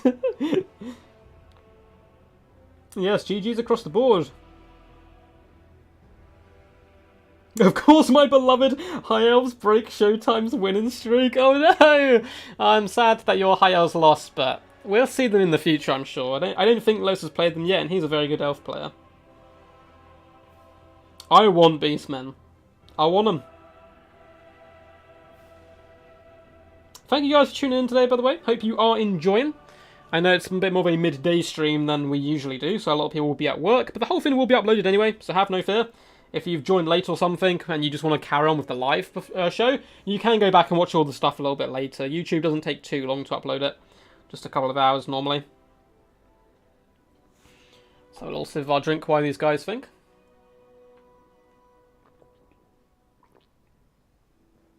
That's the good stuff, and let's update the scoreboard.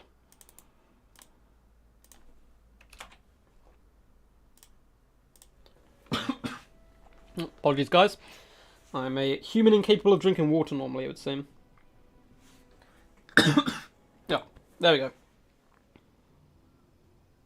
I called off work? No way! Wait, you're at work? Or you decided that work was overrated? Either way, good decision, I would say. No, Lotus Moon, I believe, lives in Australia. I think. So map Galvaraz. Good map. All around. Looks like Showtime is going Bretonia, banning Chaos and Dowie. Now he knows, obviously, Lotus Moon can't play factions he's played before. Can't be bringing those Lizardmen, which you would often see, I think, when people like to go Bretonia. But yeah, good bans all around, I think. Chaos one's interesting. I don't think that's horrendous for Bretonia, but maybe he just doesn't like to face it. Banning Dowie, though, is a very good option. Very, very good stuff.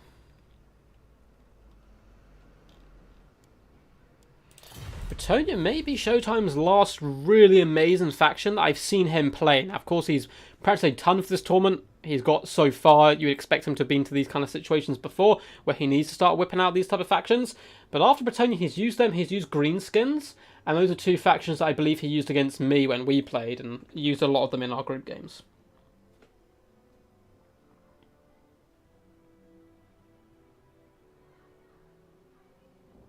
Oh, is Lotus Moon like a name of something from China? Oh, it banned Lotus Moon in. Oh, banned what, like skirmishing? What's up, Bowmore? Quack quack indeed. Yeah, it's nearly over, which is sad. But I'm sure there'll be another one in the future. It's been a big success.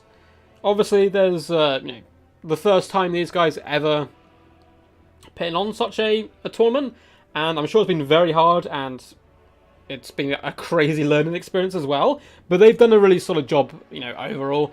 Unfortunately, I couldn't watch too much of the semi-finals and finals because I was at work, but I'm going to go back and finish watching all those and stuff shortly as well. And it's been a really good spectacle. I like to see CA have got behind it as well, live streaming it on their official channel. Probably best not to say, in case, there's spoilers and people haven't seen finals, but I mean, it's been out for a couple of days, so people will most likely know by this point. I just won't say on stream. Just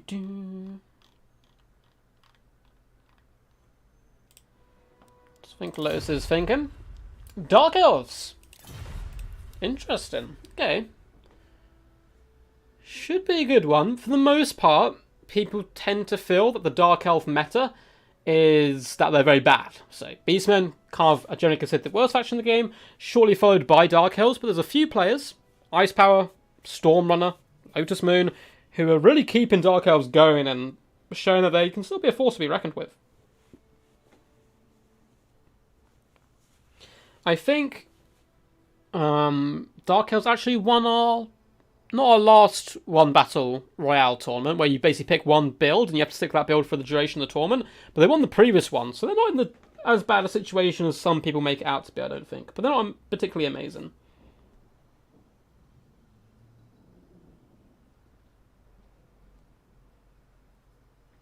Oh, they just didn't like his playstyle. Okay. I quite enjoy it. I know some people don't like that skirmish style of play, but it's really interesting, I find, and it's really technical, very hard to do, and there's not that many players who can actually pull it off. I remember some people before telling me that Halanali got some people complaining about him, on like an ECL stream or something on the Total War channel. Like, Halanali is one of the most exciting Lizman players to watch ever. He brings such a cool, unique style of play. But, you know, people are going to like what they like, and that's fine. I've seen, yeah, I've seen that part contender. I think it was kind of everywhere, so it's hard to not see.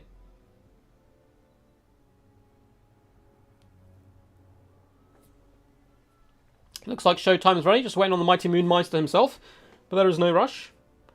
Quite happy here, chilling with you guys. Just have a little sip of my drink as well, keep me alive.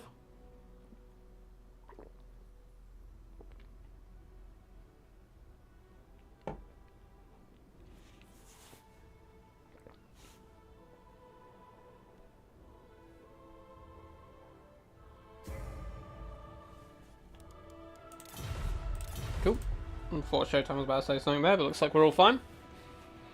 Galbaraz is a pretty standard tournament map. I see it in a lot of tournaments. I use it in quite a few of mine. It's going to be relatively open as well. But plenty of room for Lotus Moon if he wants to play that skirmish game to play it. It's kind of hard to do up against Britannia because they can bring an insane amount of cavalry. And very like mid-tier to good quality as well. So Lotus is going to have to be on top of his game, but he's certainly shown that he can punch back right now.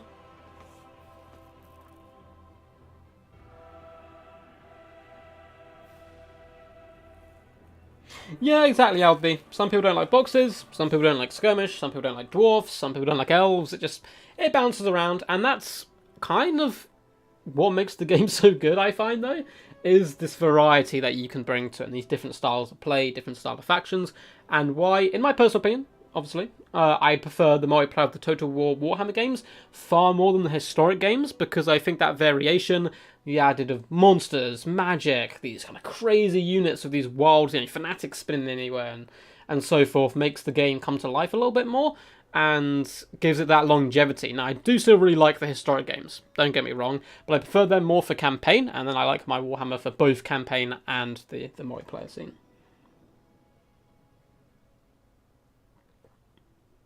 Yeah, that's what I mean. That's why I didn't really understand it, but people apparently didn't like it too much. Yeah, at the end of the day, these guys are fine. There is money on the line here, of course, because I believe the top 10 players do indeed get a share of the pie, but the higher up you finish, the more money you will, of course, receive. And thank you to everyone who donated. There's a lot of people who did donations through the official website, which was set up by the rather amazing Prussian Prince, which hats off to him as well, because he made a really nice website for everyone to use.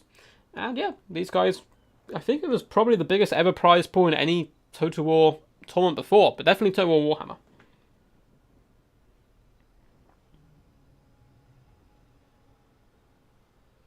Yes, CJ, I'll take a look at my stream messages a little bit later. I'm normally in offline mode, so I don't tend to see messages, but I'll double check it after the stream.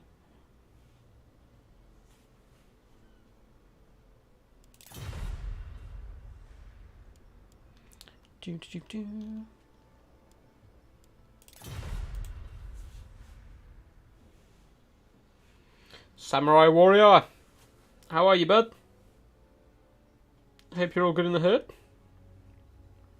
Oh, the share between the top eight. That makes more sense.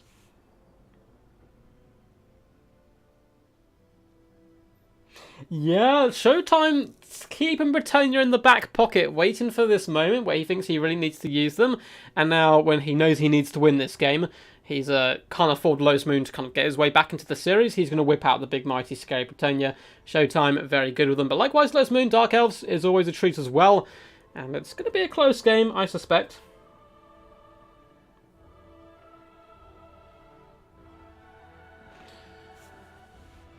But we'll wait for these guys to plan. How are you, Doug? I'm very good, man. I'm very good indeed. We've had pretty crazy stream. Not gonna lie, it's been wild. We've seen some very good games, and hopefully we're about to see another fantastic one. Samurai Warrior, for those who don't know, is one of the best Italian YouTubers as well in the game. So if you guys do speak Italian, feel free to go and check out his channel. I'm sure he can drop a link in the Actually, Samurai War, I don't know if you're a mod for some reason here. After this, I'll mod you and you can drop a link to your channel in there. It is called Clan, and then I always butcher the rest. I want to say De Lego, but I am English, and my pronunciation and memory can be abysmal sometimes. Quite possibly, what it would be. I could definitely see a switch in the meta coming. I mean, we're about to get a bunch of new factions in one go. It's going to be the biggest shift to the meta we're likely ever going to see again when Total War Warhammer 3 does emerge. I can almost say that with a certainty. Yeah, this meta has, obviously, I think particularly because of the big tournaments been going on, people have seen a lot of the same stuff, so I'm very excited for the next DLC, seeing how that kind of shifts stuff over and switches stuff up. And that DLC probably not too far around the corner, I wouldn't think, because the Game 3 is coming out this year. But anyway, for the mighty forces of Showtime, King Leon Kerr is up in the skies, coming with the Lion Shield and all that goodiness, and double Pegasus Knights. Showtime can certainly put on a show. These guys, oh, they look so cool. I basically never get to see them in action. That gold armor looks pretty on point. We have Tribal Peasant Bowmen. Looks like they're going to be coming in with a mixture of pox arrows as well as the basic ones. We also have a Damsel of Heavens coming in with Curse of the Midnight Wind and Harmonic Convergence. A load of filthy unwashed peasants in the front line, mixed in with some men-at-arms with pole arms. I don't think we have the Beast Slayers, no, just basic guys. And then we have Knights of the Realm, Knights of the Realm, Knights Errant, and more Knights Errant. So big cav contingent coming in. It's always good to see Bretonnia come into the field up against kind of undeadly horrors and so forth, and elves, because they really are the epitome of, you know, man against beast. Now, for the forces of the Dark Elves, it looks like the front line is going to be pretty much just Bleak Swords. Yeah, Bleak Swords and the Hellebroni in the middle, protect him. Pretty good, solid work there. We have a Sorceress of Beasts coming in with a humble Manticore summon. Then it's quite cav-heavy. We have Tenacious Harvesters, Doomfire Warlocks, Cold One Knights, Cold One Dread Knights as well. Oh, hell yeah.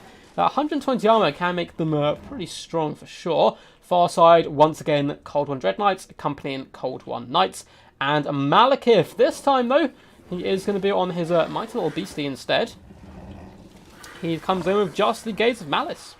Lotus Moon certainly seems to like his double caster. With the Dark Riders as well, and on this side, Dark Riders are lurking and hiding. Really interesting Dark Elf build.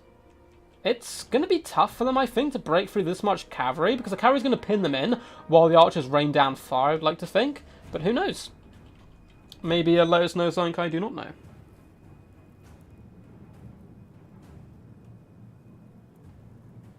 Yes, yes.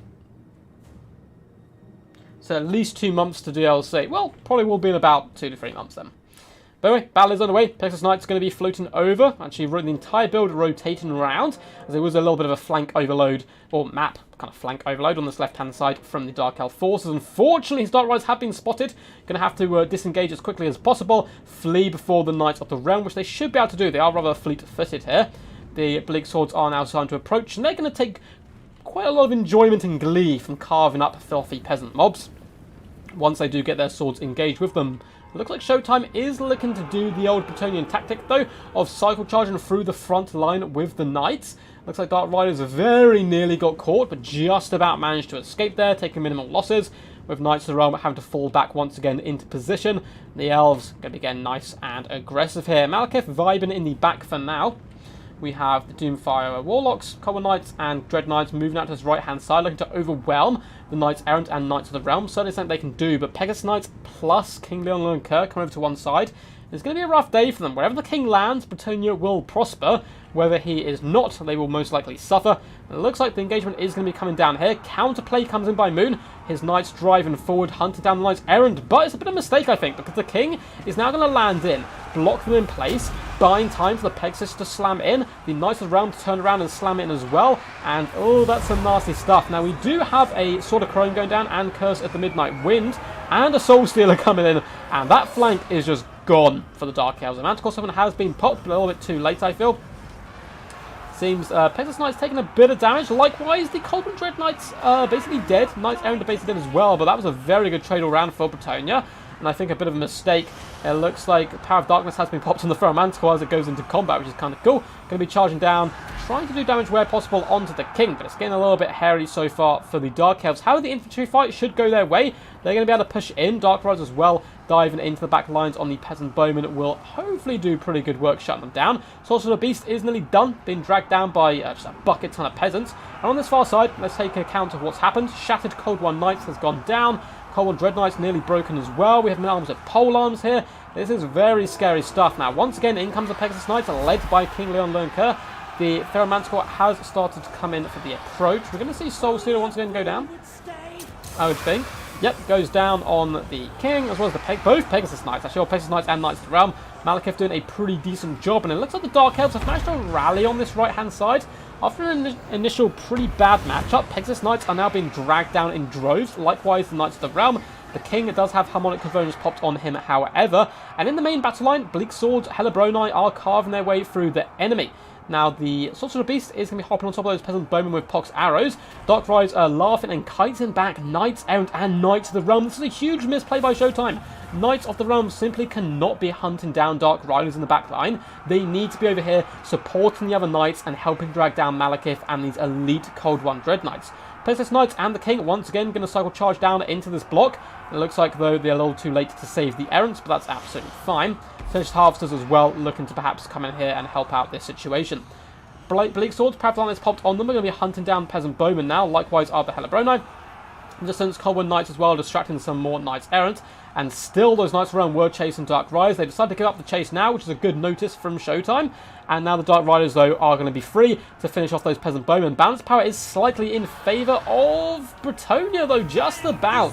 Knights of the Realm here, looking very tired and knackered. Likewise, the Pegasus Knights. And we're just going to see constant Soul Stealers coming down. Although a Curse of Midnight Wind has been popped, Malekith needs to be very careful. He certainly has the potential to be sniped here.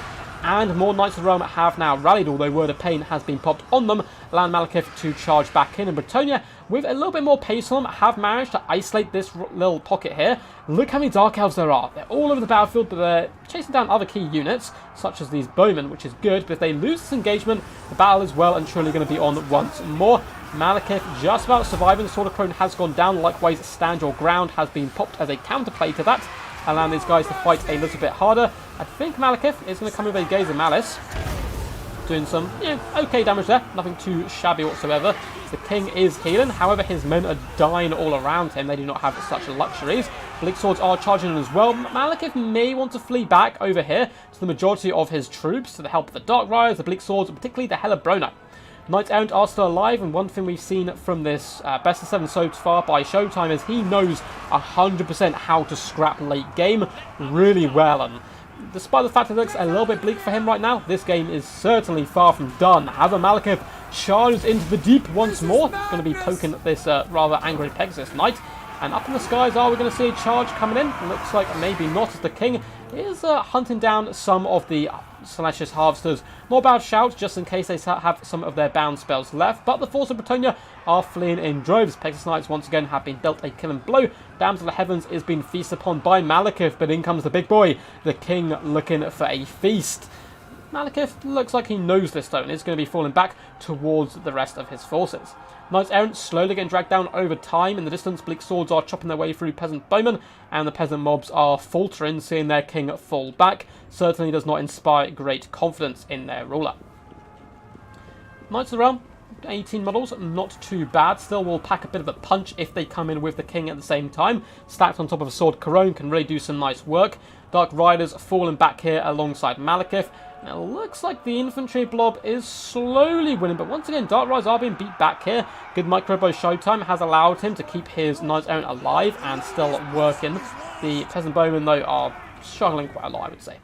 Very close game. Balance power is slightly in favour of Lotus Moon. Looks like Pegasus Knights do come in for a charge. Dark Riders probably want to turn and engage this with the support of Malekith because the King is too far away. Pegasus Knights taking, they're wavering, -6 leadership, just about stabilising, and then they shatter for good.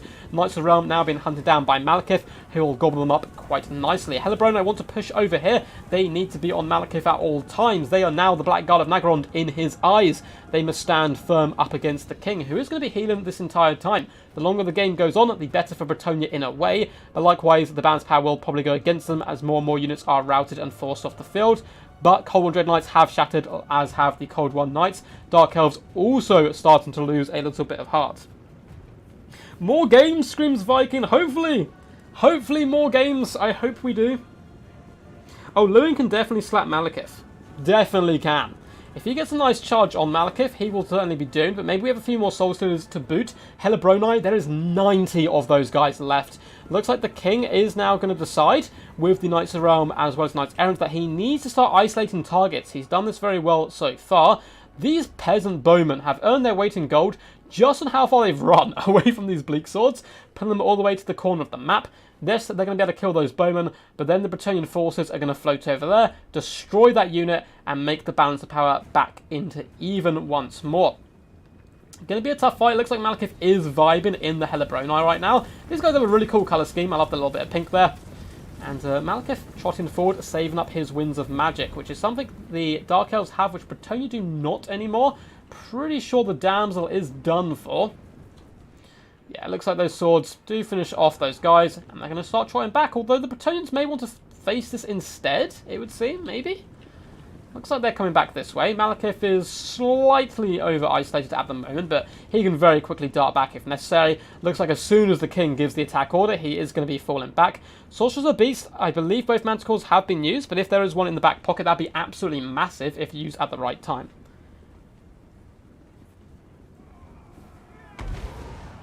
Looks like a gaze goes down on the men-at-arms of Polearms and Peasant Mobs, doing some nice damage there. Those guys, in fact, going to be breaking. The Dark Elves just form the line, protect the King! And the Pro Sorceress does get forgotten about a little bit. Lovely little bit of cycle charging coming in, but Malekith's going to get a lick or two in, a massive slap into the flank of King Leon Lernker. Not loving that whatsoever. The Knights Errant as well going to charge in, try to isolate the Dark Riders, which is a good target because they can be used to pin in the Knights normally on the approach. The King is now going to be dying after Malekith. It would seem maybe because he's a little bit lost and out in the open. He does come in and he misses Beaky. Bad boy does fall, but Sword of Crone goes down as well does Standard Ground on Malekith. King Leon Lernker pops his Standard Ground of his own. The Helibroni need to get over here and assist where possible, but there are men-at-arms with Polearms blocking their approach, and the ultimate duel to decide the fate of this series is currently going on. Malekith trying his best, and his little Cold One has been an absolute champ, but with the Sword of Crone going down, I can't say going too well for Malekith, but the King decides to fall back at the moment after doing some nice damage. It looks like he's going to pull back because a Soul Stealer was going down, and that won't hit the rest of his troops. Well played there by Showtime. Although he does pop in now, once again. Was that, oh, maybe that's not the... That Sword of Crone, oh, that item was for Sword of Crone. Thought that was going to be a nasty Soul Stealer coming in, but alas, it looks like it wasn't. Malekith does decide to fall back. Helibroni will eventually drag down the King, you would hope, but if they cycle charge, I fear for the Dark Elves, as their morale is really waving right now, and they start to tear around. A disaster for Lotus as the terror sets in. Malekith trying his best to rally his men. I'm sure he's given every single curse under the sun, its day in the light, to try and get his men to turn around and fight. But Malekith, 980 health versus the King with 2,000. It's not looking too good. Gaze Malice does go down though, and the leadership does start to buckle on those Knights Errant as Dark Riders come crashing in. But Showtime seems to be taking this game, and I think he's got it. I think he has. Malekith has broken. He decided to leave those Bleak Swords in the distance, so they didn't have a time to come back and bring back into the battle. Oh my god. That was wild. Well played to Showtime. Well played to Lotus Moon. It looks like Showtime indeed is, though, going to be claiming victory in this Best of 7 series, winning it 4-1. Massive shout out to Lotus Moon, though. Played some brilliant games, and 4-1 I don't think really gives him the honours it should do, because he played very well. A lot of those games could have gone either way. 3.5k nearly on Malekith on Cold One is amazing. Normally don't see that on his Dragon. The Knights, as well as the Snatcher's Harvester, did a relatively decent job. But I think losing, like you can see here, the difference. 1.6k damage value on this Dread Knight, the other one 333. That left-hand flank was just an absolute mess engagement by both players, but Bretonnia seemed to come out just ahead. Texas Knights doing pretty good. 1,000 damage value on those guys, roughly. And the Knights across the board, not too shabby. Peasants, of course, paying the price. King Leon Lernker, though, 3,217 damage value, doing some good work. GG, well played. Looks like Lotus Moon is peacing out, which is all good to see, because of course he is very late where he is right now. Epic set. Well done, Showtime. You are the WWC's third placed player. Great tournament, bro. He played really good, man. He played really, really good throughout. GG's, man. Well played, Lotus. 100%. Lotus put on a good show for us as well. Scrapping back as well when he was on the ropes. But for him, unfortunately, Showtime was just too strong, winning that series 4-1. Epic stuff. I will see the stream later, no worries. And massive thanks to Aristo. Thanks for reffing, bro.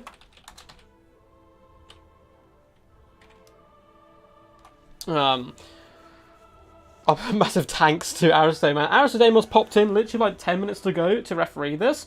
So massive shout out to him as well. I mean, coming in last second, did a good job as well. As always, love to see him when he appears and drops a load of ducks. Yeah, so Lotus Moon will finish 4th. So, I mean, you know, 4th best player in the WWC is certainly no joke. GG to all the players. We're all done. Thank you guys for tuning in. Before you do leave, I will see if anyone else is streaming and pass you over to them. But hope you guys enjoyed. If you did, feel free to leave a like. Feel free to subscribe if you are new. We do this type of content every single day. A couple of streams every week and a couple of videos. Feel free down below to find links to my Discord, where you can join, keep up to date with events such as this, join Inticity's ladder, send me replays to be cast here on this channel, and yeah, hone your skills. There's a lot of cool players there. We have over 550 members, I think, now, which is pretty wild. They can help you train, and if you're new or experienced, there's always a home for you there. Plus, there's a load of pictures of ducks. There's also, yeah, loads of links down below. All that good standard YouTube stuff. So, let's quickly search Total War Warhammer. See if anyone's a boot. Doesn't look like any of the big guns are streaming, I'm afraid. Let's switch our filter to live. Legend of Total War streaming some campaign, but it doesn't look like there's any multiplayer streams on, I'm afraid, guys. Well, instead, feel free to go forth. If you're not tired of any Total War action, don't worry. I'm going to be doing a replay right now. So in about, I don't know, an hour and a half, 2 hours time, there should be another video up on my channel. So feel free to check back for that. GG's. Massive hearts to all of you. 4 ODMs in top 8. Man, ODM had an amazing, amazing tournament throughout. No worries. GG indeed, Guac. Love to see you here as always. Guac was one of my opponents in the event and had arguably my favourite game against, which was some Bretonnialism in action. Thanks for the love, guys. Unfortunately, it doesn't seem anywhere to send you, but I'm sure you'll find home soon enough. Spread the word of the good duck. So, without any more questions, I think we're going to bow out there. So, yeah, awesome. Peace, peace, guys. And as always, stay awesome.